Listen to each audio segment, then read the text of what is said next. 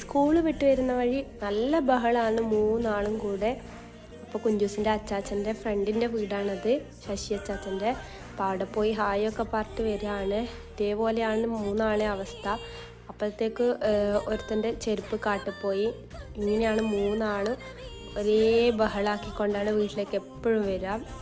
പക്ഷേ വീട്ടിലെത്തി കഴിഞ്ഞാൽ പിന്നെ എല്ലാവരും കളിക്കാൻ തുടങ്ങും. അങ്ങനെ കുഞ്ചൂസിന് കുറേ ദിവസത്തിന് ശേഷമാണ് ഞാനിപ്പോൾ പാത്രമൊക്കെ കൊടുത്തതൊക്കെ. നല്ല ചുമയും പനിയൊക്കെ ആയിരുന്നു. അപ്പോൾ മണ്ണിലൊന്നും കളിക്കാൻ വിടലേ ഇല്ല.